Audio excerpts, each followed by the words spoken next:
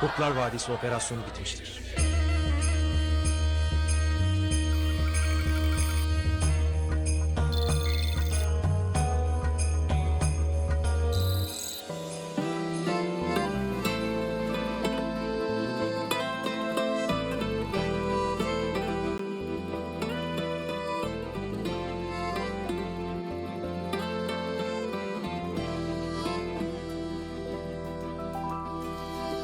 Bugün elə bil ki başqa haldayam.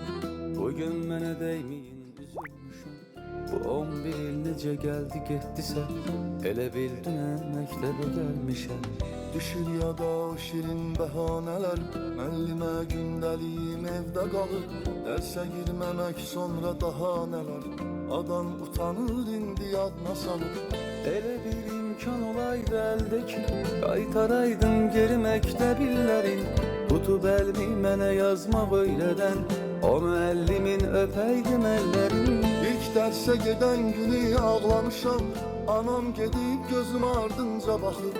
Gülürəm indi mən öz saflığıma, elə bilmişəm məni tək buraxıb.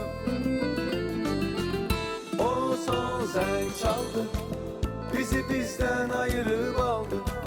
Beləcə xatirələr qaldı boş sinif otaqlarında. Uşaqlıq bitdi, o gözəl günlərimiz getdi.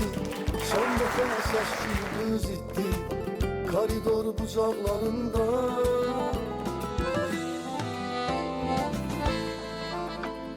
Bu uşaqlar həqiqətən də yəni nümunəvi seçilən uşaqlardır. Hərəsinin özünə məxsus xüsusiyyəti var.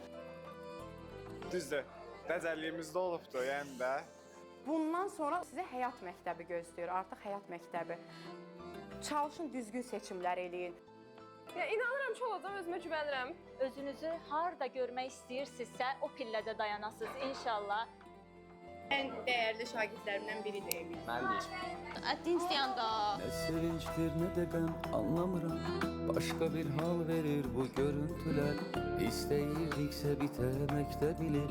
İndi nə üçündür bəs bu üzüntülər? Qorxuram ki bir də biz görüşməyək, məktəb yolu ola həsrət küçəsi. Anladım böyüklər niyə ağlayır, bu imiş uşaqlığın son gecəsi. Dərs adı ilə ona zəng eyləmişəm, həyəcandan o qədər tərləmişəm. Mən onun eşqi ilə məndəliyim, cədvəlim bircə bir əzbərləmişəm. Varta yoldaşımdı, yoxdur xəbəri, 11 il verdim ürək almaq üçün.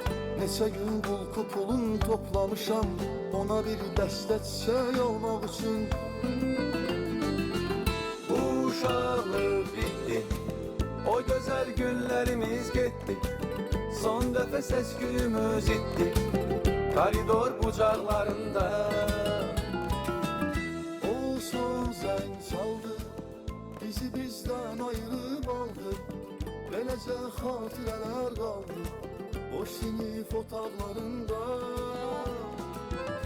O son zəng çaldı, bizi bizdən ayırıb aldı. Beləcə xatirələr qaldı boş sinif otaqlarında.